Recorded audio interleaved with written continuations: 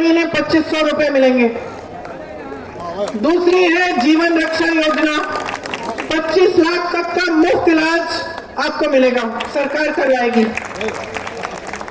युवा उड़ान योजना, युवाओं को 1 साल की अप्रेंटिसशिप मिलेगी, उसमें 8,500 रुपए हर महीने मिलेंगे। बिजली की योजना, जिससे 300 यूनिट बिजली आपको फ्री में मिलेगी। और महंगाई मुक्ति योजना, जिसमें फ्री में राशन का किट मिलेगा और 500 रुपए का गैस सिलेंडर। ये सब कांग्रेस की गारंटी है आपके लिए। अब आपको तय करना पड़ेगा कि आप कैसा भविष्य चाहते हैं, आप कैसे नेताओं को आगे बढ़ाना चाहते हैं। आपके जो कांग्रेस के उम्मीदवार हैं वो ऐसे नेता हैं जो आपके संघर्ष में शामिल होंगे, जो कंधे से कंधा मिलाकर आपके लिए लड़ेंगे। तो 5 तारीख को चुनाव है, मेरी बातों को जरूर याद रखना। कोई बड़ी बात नहीं है, सिंपल सी बात है, साधारण बात है। सब अपना स्वार्थ साध रहे हैं, आप अपना स्वार्थ साधो। अपने भविष्य को देखो, अपने बच्चों के भविष्य को देखो, और ये देश जो आपकी अमानत है, ये देश जो आपने बनाया है, जो आपके बुजुर्गों ने बनाया है, जिनको आज भी आप खड़ा कर रहे हैं, आपके बिना ये देश नहीं चल सकता। ये देश आपका है, इसकी हिफाजत करिए, अपना वोट व्यर्थ मत करिए। आज भाजपा और आम आदमी पार्टी दोनों को हराना है, कांग्रेस पार्टी को जिताना है।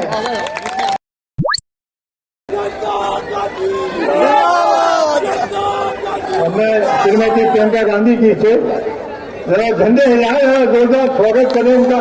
मैं आपसे दरखास्त करूंगा अपने संदेश समझे।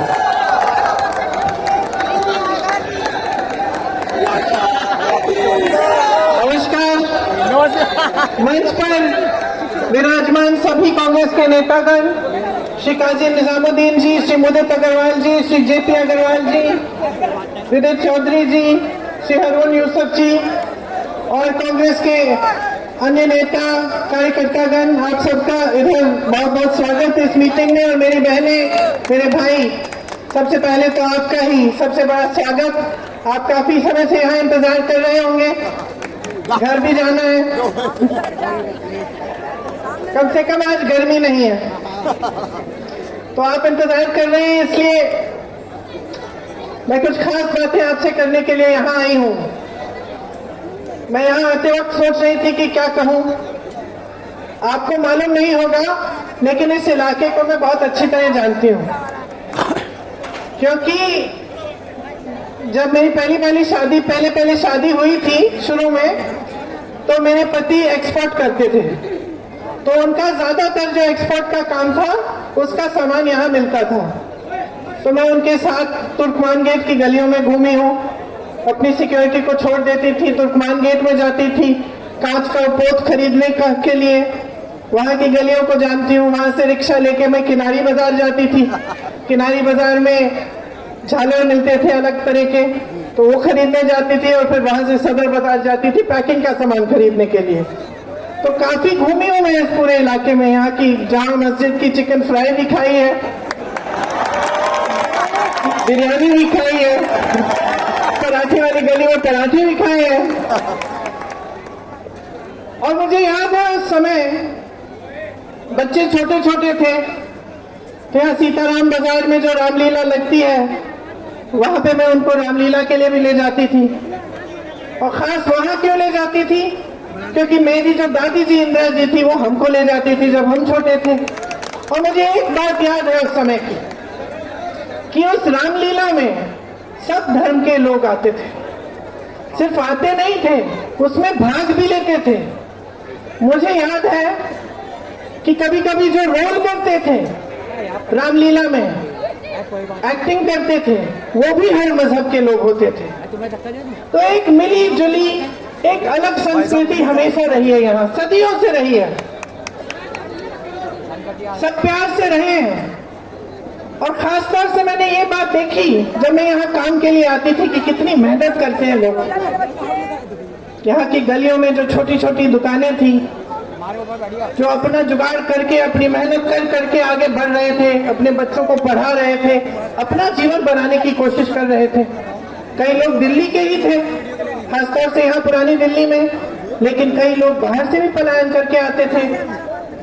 यूपी से खासतौर से लोग आते थे यहाँ और यहाँ पर बस जाते थे। कोई रिक्शा चला रहा है, कोई अपनी दुकान खोल रहा है, कोई छोटे मोटे मैकेनिक का काम कर रहा है, अपना कोई और हुनर दिखा रहा है। तो इस तरह से बनी है दिल्ली। और यहाँ हमेशा सदियों से हुनर वाले लोग आए, वो लोग आए जो अपना जीवन बनाना चाहते थे, जो सोचते थे कि हाँ बड़े शहर में आकर हमारा भविष्य मजबूत होगा। आज भी देश का केंद्र है, देश की राजधानी है, दुनिया की सबसे बड़ी शहरों में से एक है। यहाँ जितने लोग रहते हैं, यूरोप के कुछ देश हैं उनमें इतने लोग नहीं रहते जितने दिल्ली में रहते हैं। तो इसे एक मिसाल बनना चाहिए था। हमारी दिल्ली, हमें गर्व होना चाहिए था इस पर। यहाँ की सड़कें पूरी दुनिया में मशहूर होनी चाहिए थी। यहाँ की पाठशालाएं, यहाँ का जो इंफ्रास्ट्रक्चर है, पूरे देश को देखना चाहिए था कि भाई ये हमारी राजधानी है, इसको देखो, सबसे अच्छी राजधानी है। लेकिन जैसे समय चलता गया और अलग अलग तरह की राजनीति उभरती गई, वैसे हमने देखा कि विकास के काम, जो गरीब है, जो मुसीबत में है, जो मुश्किल में है, जो लोग गांव-गांव से, अलग प्रदेशों से या यही दिल्ली के लोग अपना हुनर बनाने के लिए, उससे कुछ कमाने के लिए, अपने जीवन को मजबूत करने के लिए आते हैं, उनको कोई नहीं पूछ रहा है। आज परिस्थितियां ये हैं कि यहाँ पे दिल्ली में खास तरह की दो राजनीति चली। पहले 10 साल से तो आपकी है, आम आदमी पार्टी की। उससे पहले शीला दीक्षित जी थी, भाजपा थी। अब शीला जी की राजनीति अगर आप देखें तो बहुत स्पष्ट है कि शीला जी ने काम क्या किया, बहुत स्पष्ट है। हर एक दिल्ली वाले को मालूम होगा। सड़कें बनाई, फ्लाईओवर बनाए, इंफ्रास्ट्रक्चर मजबूत किया, बिजनेस कॉम्प्लेक्स बनाए। ये जितने मॉल खड़े हैं उनके समय से बने। उन्होंने नींव डाली, सुअरकों की सफाई का काम किया, पेयजल दिलवाया, बड़े बड़े ऐसे काम किए जिससे आपके जीवन में सुविधा आई। विकास पर उनकी नजर केंद्रित रहती थी, दिन रात काम करती थी। फिर क्या हुआ? आम आदमी पार्टी वाले केजरीवाल जी आए, उन पर खूब सारे भ्रष्टाचार के इल्जाम लगा दिए। एक इल्जाम साबित नहीं हुआ, एक भी नहीं सच साबित नहीं हुआ। 10 साल गुजर गए हैं। आज दिल्ली वाले सब देखते हैं कि हाँ शीला जी ने अच्छा काम किया था। एक वही थी जिन्होंने दिल्ली की तरक्की की, और इनकी सारी बातें खोखली निकली। जो राजनीति एक दूसरे से लड़ाती है वो सिर्फ अपने स्वार्थ के लिए काम करती है। भाजपा की यही राजनीति, यही विचारधारा हमेशा से रही है। हर धर्म को एक दूसरे से लड़ाना। क्यों? आपने कभी सोचा इससे किसका फायदा होता है? आपका तो फायदा हो नहीं रहा है। जो गरीब है उसका फायदा तो कभी हो ही नहीं सकता। जो व्यक्ति संघर्ष कर रहा है उसका फायदा कभी हो नहीं सकता। सिर्फ और सिर्फ इन नेताओं का फायदा होता है। जो नेता भाई भाई से लड़ाता है सिर्फ स्वार्थ साधने के लिए काम करता है। जो नेता झूठे आरोपों के आधार पर, झूठ के आधार पर आगे बढ़ता है, वो सिर्फ अपना ही स्वार्थ साध रहा है। आपने दोनों को देखा है। मोदी जी आते हैं, भाषण देते हैं, क्या कहते हैं? 80% उनका भाषण जो होता है दूसरों की आलोचना में खत्म हो जाता है। और वह आलोचना क्या होती है कि जवाहरलाल नेहरू ने सन 1950 में ऐसा काम किया, इसलिए आज देश खाई में है। ऐसी बात करते हैं ना। हर चीज का दोष जवाहरलाल नेहरू जी को देते हैं। दूसरी तरफ केजरीवाल जी क्या भाषण देते हैं कि मोदी जी की वजह से कोई काम नहीं कर पा रहे हैं। तो मोदी जी को जवाहरलाल नेहरू जी मिल गए, केजरीवाल जी को मोदी जी मिल गए, कोई अपनी जिम्मेदारी नहीं ले रहा। सच बताओ, मैंने बड़े नेता देखे हैं, बचपन से देखे हैं। इंदिरा जी को देखा, राजीव जी को देखा, शीला जी को देखा, सोनिया जी को देखा, नरसिम्हा जी को देखा, चलिए वाजपेयी जी को भी देखा, लेकिन ऐसे नेता नहीं देखे मैंने। इतने कायर नेता कि एक चीज की जिम्मेदारी लेना नहीं जानते। आप सोचो, एक परिवार में अगर परिवार का मुखिया कभी जिम्मेदारी ही नहीं लेता तो बाकी परिवार के सदस्य क्या सोचते हैं? उसका आदर कर पाते हैं? नहीं कर पाते। सब सोचते हैं कि भाई देखो हमारा मुखिया कैसा है, एक चीज की जिम्मेदारी नहीं ले रहा है, पूरे दिन बैठ के रोता रहता है कि इसने किया उसने किया। और यही हालत बन गई है आज देश की राजनीति की। आज देश की राजनीति में कोई ऐसा नेता नहीं रहा भाजपा में, आम आदमी पार्टी में, जो अपनी जिम्मेदारी ले कि हाँ भाई हमारी जिम्मेदारी थी कि हम दिल्ली को विकसित बनाएं, कि हम यहाँ की सड़कें ठीक करें, कि हम पानी पहुंचाएं घरों में, कि हम शोर की सफाई कराएं, कि हम ये जो यमुना नदी है इसकी सफाई करें। आज कोई जिम्मेदारी नहीं लेता। कोई अपना पल्ला इस तरफ झाड़ेगा, कोई उस तरफ झाड़ेगा। ये नेता नहीं होते बहनों और भाइयों। नेता वो होता है जो आपके लिए खड़ा होता है। नेता वो होता है कि जब आप पर संकट आता है वो आपके साथ कंधे से कंधे मिलाकर संघर्ष करता है आपके लिए, जो आपकी समस्याओं को हल करने की पूरी कोशिश करता है। तो जो राजनीति आज चल रही है वो सिर्फ इन लोगों का जो राजनीतिक स्वार्थ है उसको साधने के लिए चल रही है। कोई आपके बारे में सोच नहीं रहा है आपके संघर्ष क्या है। आज संसद में बजट की चर्चा हुई, ठीक है, इन्होंने कहा मिडिल क्लास के लिए ये जो टैक्स का स्लैब है इसको 12 लाख तक कर दिया, 12 लाख तक मुफ्त है, टैक्स नहीं होगा, ठीक है। लेकिन कोई इनसे पूछ रहा है कि कितने लोग इस देश में, कितने लोग टैक्स भरने लायक हैं? कितने लोग इतना कमा भी रहे हैं कि वो टैक्स भरेंगे, कि वो 12 लाख रुपए कमा पाएंगे एक साल में? मैं बताती हूँ, 7 करोड़ लोग, लेकिन 135 करोड़ जनता टैक्स नहीं भर पा रही है। 135 करोड़ जनता इतना कमा ही नहीं पा रही है। आज आप सुबह उठते हैं, आपकी हर चीज पे जीएसटी का टैक्स है, हर चीज पे, दांत मंजन पे है, दवाइयों पे है, स्कूल की वर्दियों पे है, मोजे जूतों पे है, किताबों पे है, हर चीज पे जीएसटी का टैक्स है। खासतौर से जिनकी छोटी छोटी दुकानें हैं, जो अपना छोटा बिजनेस चलाते हैं, वो समझ रहे हैं मैं बात क्या कर रही हूँ, कि जीएसटी को लेकर किस तरह से छोटे बिजनेस भी खत्म होने के कगार पे हैं, क्योंकि हर चीज पे टैक्स है, हर चीज महंगी हो गई है। मैंने आपसे बात की, जब मेरी शादी हुई थी, मुझे याद है कि 100 ग्राम का जो मक्खन है 12 रुपए का मिलता था, एक थैली दूध 7 रुपए की मिलती थी। आज बताइए, आज तो 75 रुपए से ज्यादा हो गया। इतना सा आप मक्खन खाते हैं, ब्रेड खाते हैं, चाय पीते हैं, कुछ भी लेंगे आज आप उसमें टैक्स भर रहे हैं। और कमा क्या रहे हैं? हर जगह बेरोजगारी है, तमाम पद खाली पड़े हुए हैं। सरकारी पद आपको मालूम है 25,000 खाली है दिल्ली में, केंद्र की सरकार के भी पद खाली है। अब बेरोजगार बच्चे हैं। देखो आजकल वो जमाना नहीं है कि आप अपने बच्चों को पढ़ाएंगे लिखाएंगे नहीं, कि अगर आप छोटा कारोबार कर रहे हैं कहेंगे कि चलो 12 साल का हो गया इसको इसी में लगा देते हैं, वो जमाना नहीं है। आज आप खुद पढ़ाना चाहते हैं अपने बच्चों को, आप चाहते हैं कि आपका बच्चा जो है आपसे ज्यादा तरक्की करे, कि जो संघर्ष आपने देखे हैं वो बच्चा ना देखे। हम सब ऐसे ही हैं। मुझसे अगर आप पूछेंगे क्या नहीं चाहती मैं अपने बच्चों के लिए, तो मैं सोचती हूँ मेरा सबसे बड़ा संघर्ष यही था कि हमने जीवन में बहुत हिंसा देखी। पिताजी की मौत हो गई आकस्मिक, उनको मार डाला गया, दादी जी की को भी मार डाला गया हमारे अपने घर में। तो मैं अपने बच्चों के लिए ये जरूर चाहूंगी कि ऐसी चीजें कभी ना देखें अपने जीवन में, खुश रहें, है ना। इसी तरह से आपके जो बच्चे हैं, आप चाहेंगे कि जो आपके संघर्ष हैं वो संघर्ष दोबारा दोहराए ना जाए उनके जीवन में।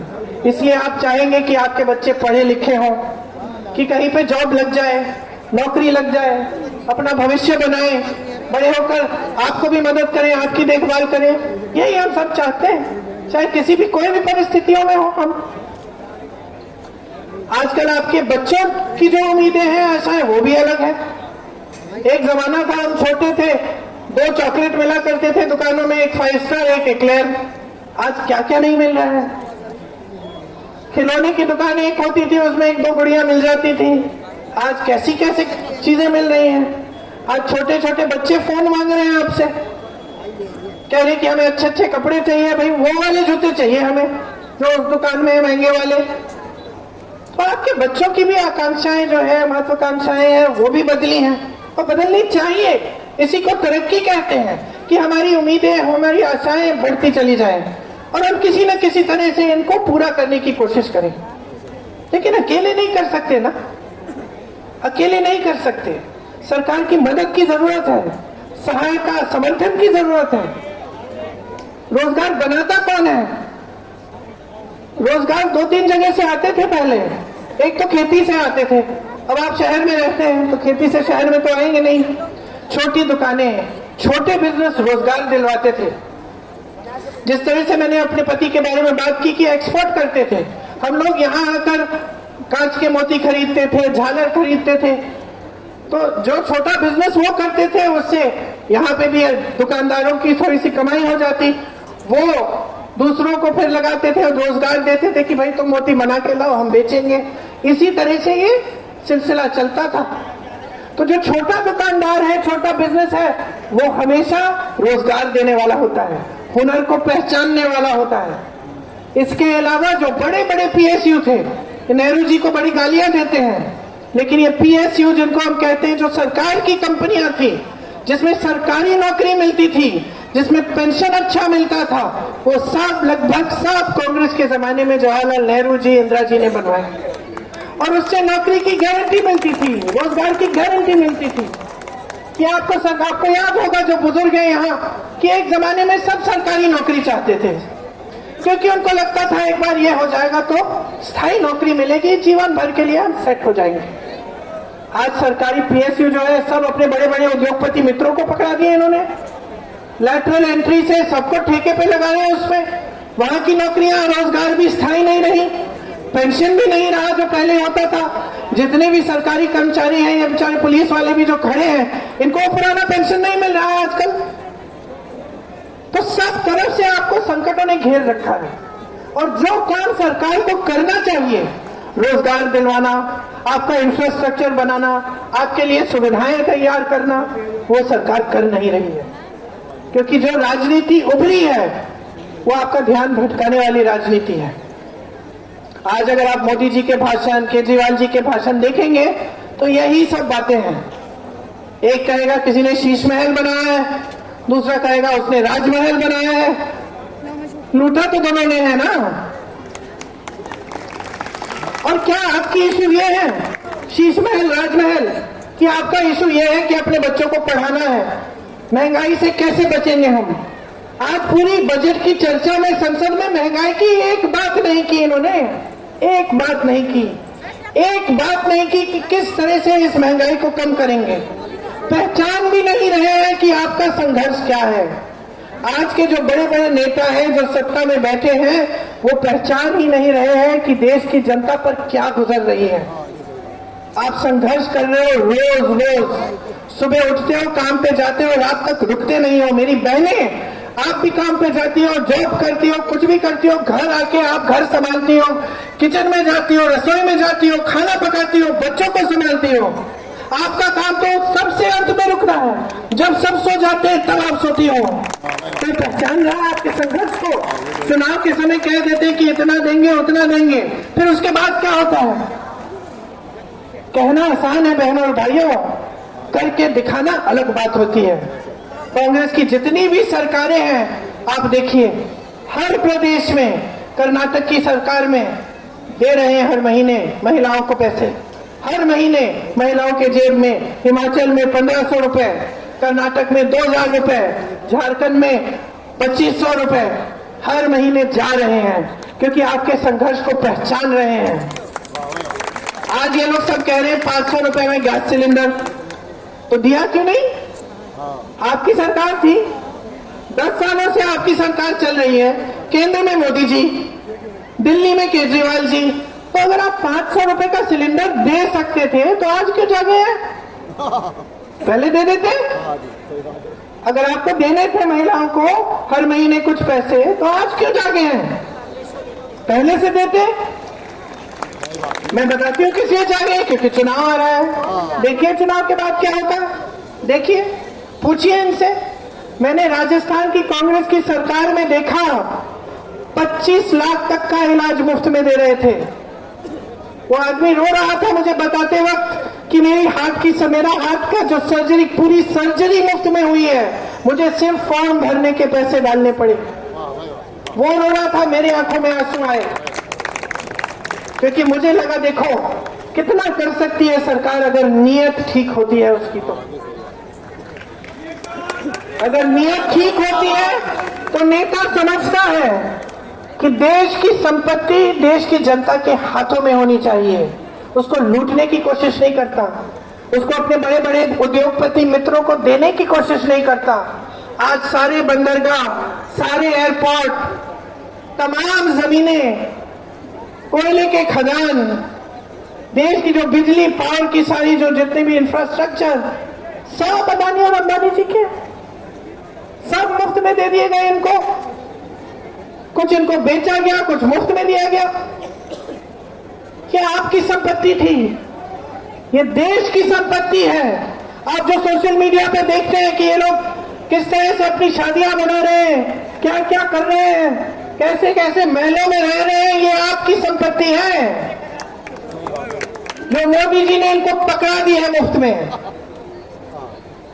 यही थे वो PSU जिनसे आपको रोजगार मिलता था, जो आज इन सबके हैं।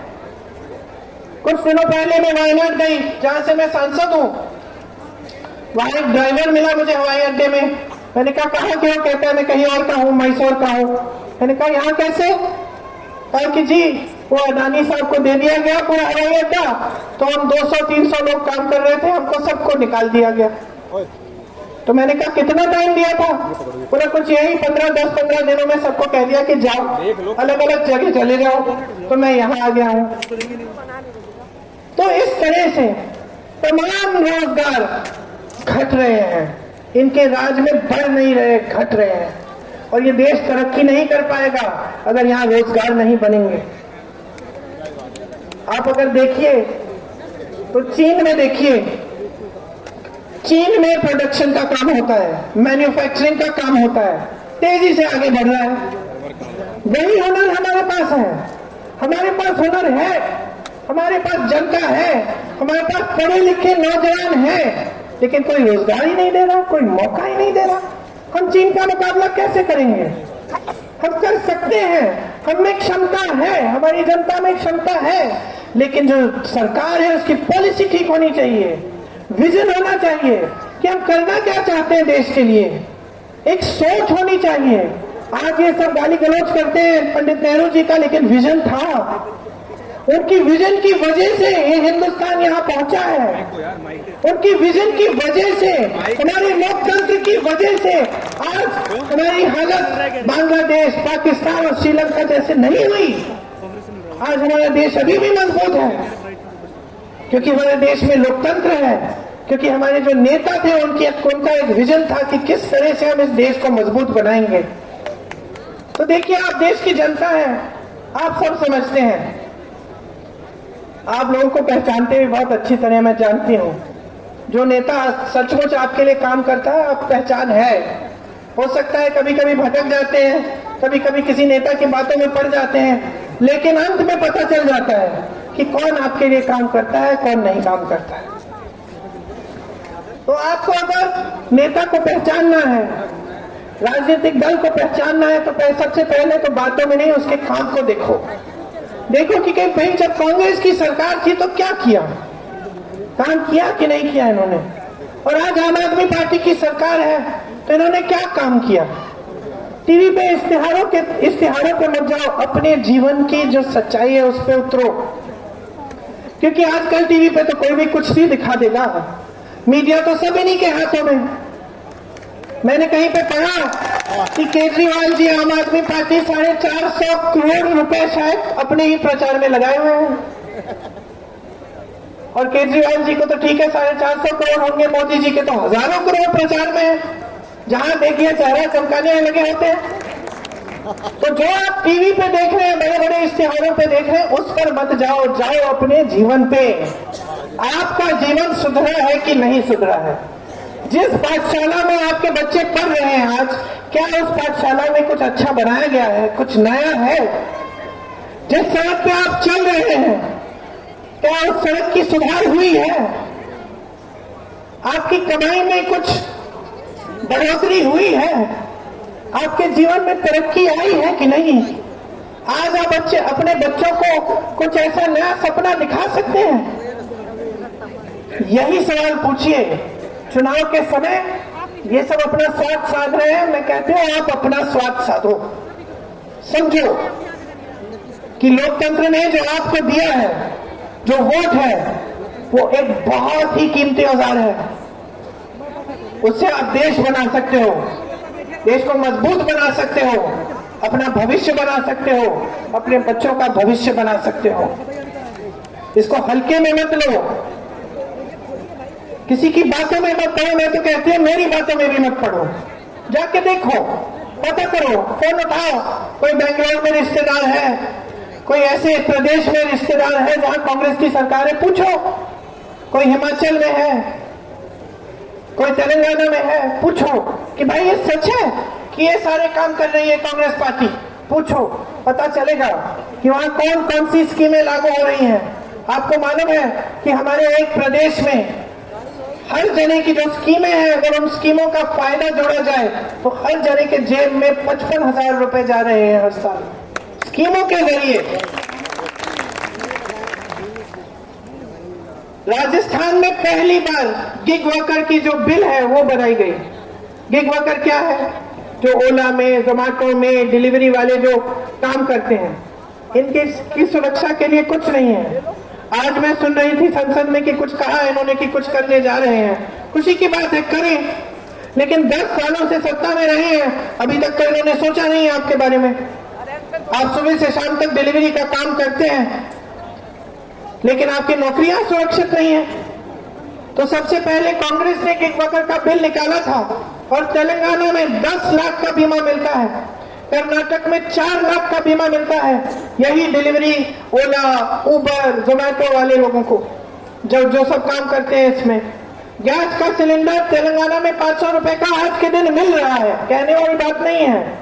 हिमाचल, राजस्थान और छत्तीसगढ़ में पुरानी पेंशन लागू है, आज के दिन लागू है। गरीबों को घर बनाने के लिए मदद करने के लिए कर्नाटक की सरकार 3.5 लाख रुपए दे रही है, हिमाचल की सरकार 7 लाख रुपए दे रही है, तेलंगाना में 5 लाख रुपए दिलवाए जा रहे हैं। तो ये सब काम हो रहे हैं कांग्रेस की सरकारों में। मैंने मुफ्त इलाज की बात की। तेलंगाना की हमारी कांग्रेस की सरकार 10 लाख तक मुफ्त इलाज करा रही है। हिमाचल में कैंसर के मरीजों के लिए मुफ्त इलाज मिलता है। हिमाचल और कर्नाटक में कांग्रेस की जो सरकारें हैं, उन्होंने बुजुर्गों के लिए एक स्कीम निकाली है कि घर बैठे उनका इलाज होता है। ये सब काम हो रहे हैं आज हमारे देश में, जहां जहां कांग्रेस की सरकार है। इसीलिए कांग्रेस आपके लिए भी दिल्ली में भी कुछ गारंटी लेके आई है। ध्यान से सुनिए और मेरे कहने से मत इस विश्वास करिए, विश्वास इस आधार पे करिए कि जहां जहां हमारी सरकारें हैं वहां ऐसी स्कीमें आज चल रही हैं। महीने 2500 रुपए मिलेंगे। दूसरी है जीवन रक्षा योजना, 25 लाख तक का मुफ्त इलाज आपको मिलेगा, सरकार करवाएगी। युवा उड़ान योजना, युवाओं को 1 साल की अप्रेंटिसशिप मिलेगी, उसमें 8,500 रुपए हर महीने मिलेंगे। अप्रेंटिसशिप का मतलब कि आपको हुनर सिखाने के लिए और आपके हुनर का इस्तेमाल करने के लिए एक नौकरी कहिए एक तरह की उसको, लेकिन उसको अप्रेंटिसशिप इसलिए कहते हैं क्योंकि वो 1 साल की होती है। तो आप नौकरी करते करते सीखेंगे भी, आपको हर महीने 8,500 रुपए मिलेंगे भी, और उसके बाद उस हुनर को लेकर आप अच्छी मजबूत नौकरी अपने लिए या अपना कोई कारोबार शुरू कर सकते हैं। फ्री बिजली की योजना, जिससे 300 यूनिट बिजली आपको फ्री में मिलेगी। और महंगाई मुक्ति योजना, जिसमें फ्री में राशन का किट मिलेगा और 500 रुपए का गैस सिलेंडर। ये सब कांग्रेस की गारंटी बाकी है आपके लिए। अब आपको तय करना पड़ेगा कि आप कैसा भविष्य चाहते हैं, आप कैसे नेताओं को आगे बढ़ाना चाहते हैं, आप कैसी पार्टियों को आगे बढ़ाना चाहते हैं, और आप अपने देश के भविष्य के लिए क्या निर्णय लेने जाएंगे। यहाँ पे आपके उम्मीदवार उदित अग्रवाल जी हैं, मुझे बता रहे थे यहाँ मजनू के टीले में भी काम किया है मैंने। वहाँ एक आश्रम होता था जहाँ पे जो लोग सड़क पे छोड़े जाते थे उनको उठा के लाते थे और उनकी देखभाल करते थे। मैं वहाँ काम करती थी मजनू के टीले में काफी समय से। तो ये बता रहे थे मुझे कि वहाँ एक जगह है, खैबर पास नाम है उसका, वहाँ दशकों से जो लोग रह रहे थे उनको निकाल दिया गया। ना आम आदमी पार्टी के नेता है, ना भाजपा के नेता है। इन्होंने मुझे कहा कि इन्होंने उनके संघर्ष में साथ दिया, उनके साथ खड़े रहे। इसलिए पहचानिए कि आपके जो कांग्रेस के उम्मीदवार हैं वो ऐसे नेता हैं जो आपके संघर्ष में शामिल होंगे, जो कंधे से कंधा मिलाकर आपके लिए लड़ेंगे। तो 5 तारीख को चुनाव है, मेरी बातों को जरूर याद रखना। कोई बड़ी बात नहीं है, सिंपल सी बात है, साधारण बात है। सब अपना स्वार्थ साध रहे हैं, आप अपना स्वार्थ साधो। अपने भविष्य को देखो, अपने बच्चों के भविष्य को देखो, और ये देश जो आपकी अमानत है, ये देश जो आपने बनाया है, जो आपके बुजुर्गों ने बनाया है, जिनको आज भी आप खड़ा कर रहे हैं, आपके बिना ये देश नहीं चल सकता। ये देश आपका है, इसकी हिफाजत करिए, अपना वोट व्यर्थ मत करिए। आज भाजपा और आम आदमी पार्टी दोनों को हराना है, कांग्रेस पार्टी को जिताना है, ताकि आपके संघर्ष कम हो, महंगाई कम हो, आपको रोजगार मिले और ये देश एक रहे। यही सब बातें कहनी थी। याद रखिएगा 5 तारीख को भारी से भारी बहुमत से जिताइए, कांग्रेस पार्टी को विजयी बनाइए। धन्यवाद, जय हिंद। प्रियंका जी, एक मिनट बोलूंगा। हमारे ब्लॉक अध्यक्ष मनोज मूलचंद जी ये आपको भेंट करेंगे। राहुल गावला एक करके, गुलफान रब्बानी,